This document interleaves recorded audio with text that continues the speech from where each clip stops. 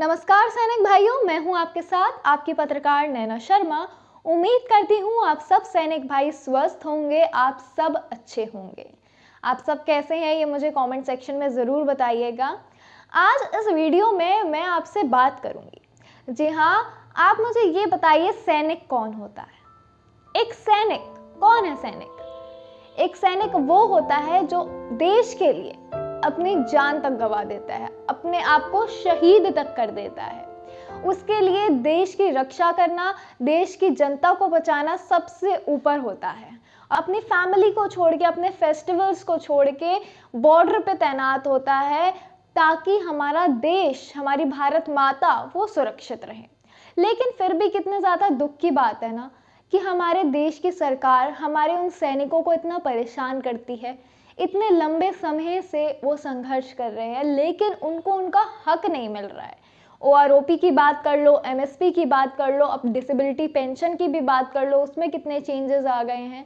तो हमारे सैनिक जो देश के लिए इतना कुछ कर जाते हैं, देश के लिए शहीद तक हो जाते हैं, अपने परिवार को छोड़ देते हैं, अपने त्योहारों को छोड़ देते हैं, हम बॉर्डर पे ड्यूटी करते हैं, लेकिन होता क्या है?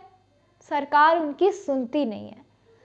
तो कितना ज़्यादा गलत होता आया है अभी तक और कितना ज़्यादा विश्वासघात होता आया है अभी तक हमारे सैनिक भाइयों के साथ।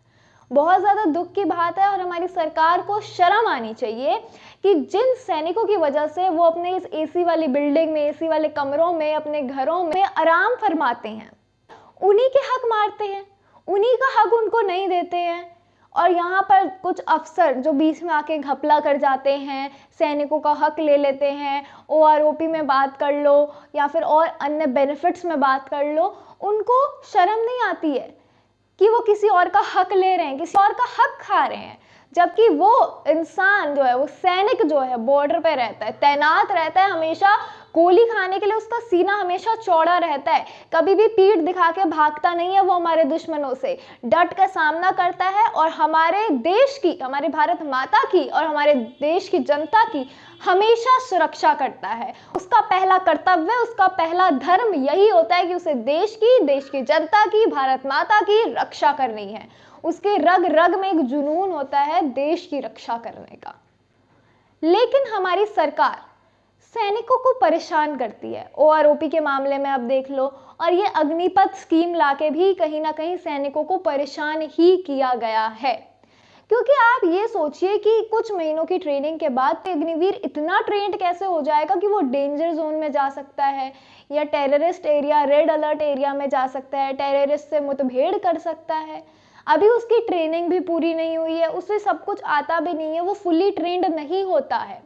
तो इस तरह से हमारे जो इंडियन आर्मी है, उसना कहीं उसकी वीकनेस बन सकती है, कहीं ना कहीं ये हमारी इंडियन आर्मी को वीक कर सकती है। और कुछ लोगों का ऐसा भी कहना है कि वो वीक कर रही है। ये जो अग्निपथ स्कीम है, ये हमारे इंडियन आर्मी को वीक कर रही है, लेकिन फिर भी सरकार सुनने के लिए राजी नहीं है। सरकार अपनी मनमानी ही करती है। सरकार वही करती है जो सरकार को करना है, चाहे वो किसी के भले के लिए हो, चाहे किसी के भले के लिए ना हो।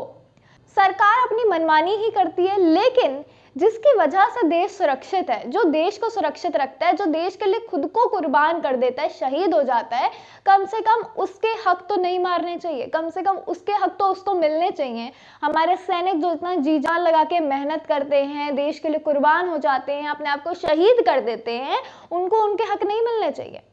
आप ही बता दीजिए मुझे कमेंट सेक्शन में, क्या उनको उनके हक मिलने चाहिए या नहीं?